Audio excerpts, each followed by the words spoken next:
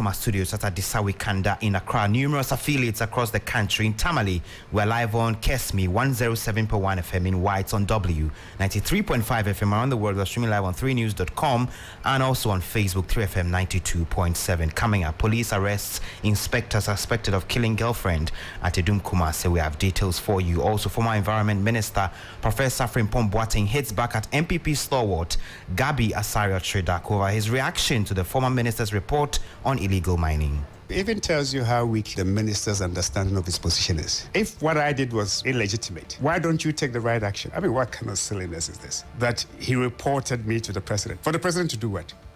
The former minister describes Gabi as having industrial skill ignorance of Ghana's mining laws in the manner he sought to defend a company encouraging or engaging in illegal mining, and later evacuation underway for 76 Ghanaian nationals from Sudan to Ethiopia following intensified fighting between rival military factions in Sudan.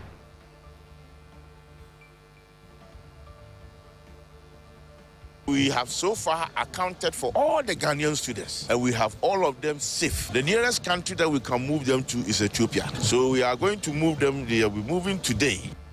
We'll touch base in Kumewu in the Ashanti region, where the NPP has selected a candidate for the May 23 by-election there. This is a collective victory. I know it was the effort of every member of the party. This is a sign of good things to come to Kumewu constituency. Thank you for joining us from wherever you are.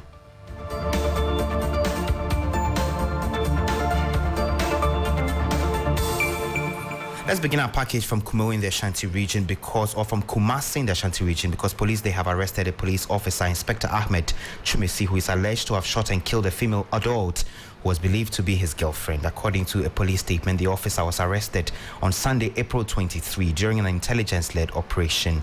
The suspect, who has been on the run since the incident, was arrested at Setre near Ifidiase. CCTV footage of the incident, which went viral over the weekend, showed the attacker hugging and kissing the deceased before shooting at her multiple times.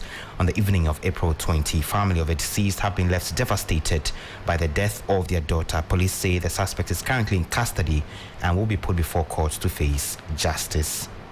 Time now for some updates on the running story of government's complicity in Galamsey. That's fallout from former Environment Minister's explosive reports. Professor Kwabena Frimpong Boateng has hit back at MPP stalwart Gabi Asario-Tredako over his reaction to his report on illegal mining. Cousin of the president and lawyer Gabi Tredako last week described the former minister as weak and lacking an understanding of his job on the Interministerial Committee on Illegal Mining. Gabi was one of many named high-profile persons in the 36-page report accused of inhibiting the fight against Galamsey and in some cases engaged in the illegality they were thought to be fighting. He spoke on Accra-based TTTV. It even tells you how weak the minister's understanding of his position is. If what I did was illegitimate, why don't you take the right action? He's going to report me to the minister as if he's a teacher and the president is a master and I'm what? A school prefect, and I've done something wrong. I mean, what kind of silliness is this? That he reported me to the president. For the president to do what? Gabi Asario-Tredako there, but in a response of his own, Professor Frimpong Boateng provided new evidence to back claims the clients of a leading NPP member are engaged in illegal mining and destroying water bodies and the vegetation. Eric Marina Igbeta, my colleague, has been studying Professor Frimpong Boateng's latest response. In a 13-page response to the cousin of the president, former Environment, Science and Technology Minister, Professor Frimpong Boateng hit back at the legal practitioner, questioning what he says was the industrial skill ignorance by Mr. Asario-Tredako about mining laws and regulations. The former chair of the Interministerial Committee on Illegal Mining provided further evidence to back claims earlier captured in the 36-page report that client of Gabi Asario-Tredako, Donald Nsia, was engaged in illegal mining. According to Professor Frimpong Boateng, several letters, including one from former Lands Minister John Peter Mewu, had been written to the client of Mr. Asario-Tredako for mining illegally in the country's forest reserves. And in his statement, Professor Frimpong Boateng took aim at Gabi Asario-Tredako, stating emphatically he had done more for his country and the world than Mr. Tredako could ever dream of in a million years. In the last few hours, Professor Frimpong Boateng has also responded to Information Minister Kojo Oppong Nkrumah, and in a statement he noted that The information minister has the right to deny the claims, and he says very few people in the position of the information minister would own up to their wrongdoings. He goes ahead to say he has information that some individuals are engaging in illegal mining close to the information minister's hometown. He's encouraging the minister to investigate and take appropriate action against this particular development, and he also wants the president to take a keen interest in this particular matter. For many, the special prosecutor must take an interest also in the matter and institute a full-scale probe into Professor Frimpong Boateng's report. One of them is Ningo Prampram MP Sam George. I'm wondering why the chief of staff and the presidency has not called any of the individuals mentioned in this report to hear their sides of the story and open an investigation. This is something that should have been referred to the special prosecutor by now. When the president spoke and said, I put my presidency on the line, if the president really meant it, the president would have resigned by now. Ningo Prampram MP Sam George there, he spoke on key points on TV3 over the weekend. Let's take a flight to Sudan, where fighting between rival forces has been ongoing for 10 days. At least 400 people are reported killed, with many others injured. This morning, officials of Ghana's Foreign Affairs Ministry and consular officers in Egypt are working to evacuate Ghanaian nationals stranded in the war-torn country for days. In all, some 76 nationals have been accounted for, 73 of them students and 3 footballers, according to Deputy Foreign Affairs Minister Kweku Amprechum Sapon. Have about 73 Ghanaian students in Sudan undertaking university studies. A majority of them are in the petrochemical industry. The unfortunate situation is we don't have a permanent mission in Sudan. The student leadership, in association with the honorary consul, started the process. So we have so far accounted for all the Ghanaian students, and we have all of them safe. Then the next batch are 3 Ghanaian footballers. We've also accounted for them. The nearest country that we can move them to is Ethiopia. They will be moving today.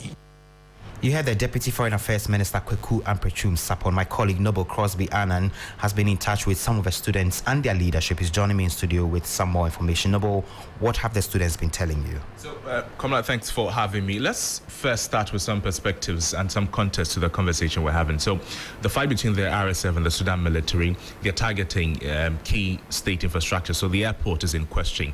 And at the moment, the airport, if you like, is a no-go area. It is out of action. That is why it has become difficult for countries to evacuate their nationals. Now, we know that the Ghanaian students, the first batch has already arrived at a place called Kwadare from Khartoum, and they went from Khartoum by bus because they cannot use the airport, and they've managed to push majority of the Kwadare state close to the Ethiopian border. So at the moment they are closer to the Ethiopian border. We know that Sudan shares border with Libya, Chad, Egypt, Ethiopia, South Sudan, and then Djibouti. These are areas where the Ghanaian students or the Ghanaian consulate can work with, but they chose to work with Ethiopia. So at the moment they are closer to the border of Ethiopia. That is where the students are at the moment. And do we know, is Ghana alone in evacuating its nationals? Not at all. All other countries are having a hard time trying to evacuate their nationals. What we know for certainty is that the US, the UK, they announced on Sunday that they had flown diplomats out of the country. Mind you, because of how difficult it is only diplomats and their families that they are targeting. So France, Germany, and Italy, as well as Spain, they are among other nations that also carried out evacuations only yesterday. We know that it is a difficult situation. Now, the U.S. authorities, they had airlifted fewer than 100 people, and then we all know also that some diplomats also arrived in Jeddah on a ship from South Sudan. So the airport cannot be used at the moment, and that had some officials from the Gulf Cooperation Council that is made up of as a regional intercontinental region that is made up of the Qatar, UAE, Kuwait, and Oman, some diplomats from there. So we know that it's a difficult situation, so the Ghanaian government may be trying. Noble Crosby and my colleague there. Let's head to Kumewu, which has been a hotbed of political activities over the last 2 weeks. The governing MPP, which is seeking to consolidate its gains in that constituency, has elected a candidate for the May 23 by-election there. The delegates decided on Ernest Yawenim, who won the primaries with 195 votes against Nana Amasewa, who garnered 181 votes. William Evans Inkum was there.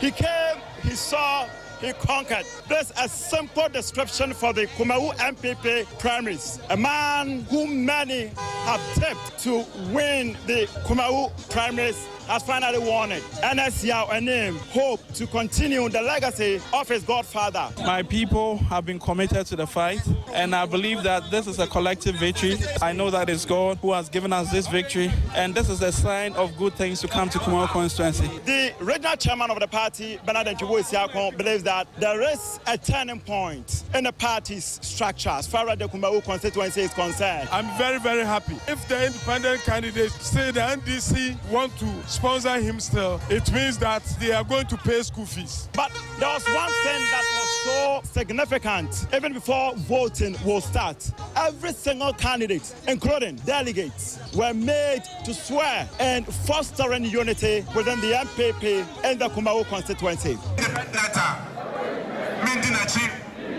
Every step, and I'm MPP, so and I'm in Nimino. So free MPP more.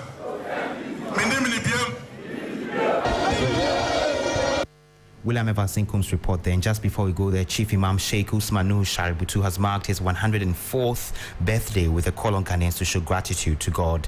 Meanwhile, the Vice President, Dr. Mahmoud Bawumia, has praised the Chief Imam for his role in deepening religious tolerance in Ghana. A day after celebrating the 2023 Eid, the National Chief Imam, Sheikh Nur Shaributu, turned 104 years. The National Office of a Chief Imam was busy with visits from Muslim leaders and other well-wishers to help praise God for his life. Speaking through his spokesperson, Sheikh Arimeyao Shaibu, the Chief Imam, asked Ghanaians to be grateful to God.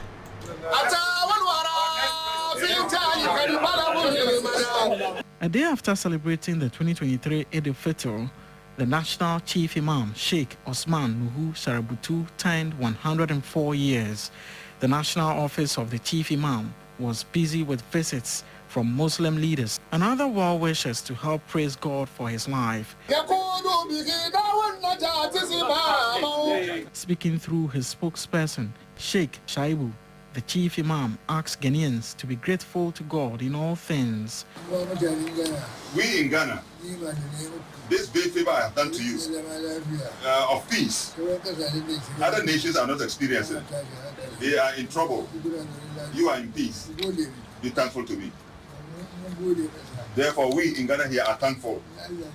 When we do so, what will Allah do? He has made a promise that he will increase his favors. You had there Sheikh Arimeyao Shaibu speaking on behalf of the National Chief Imam to end that report. We wish our Muslim brothers a happy holiday today. That'll be our package for this morning. If you log on to 3news.com, you find a lot more stories there. Good luck.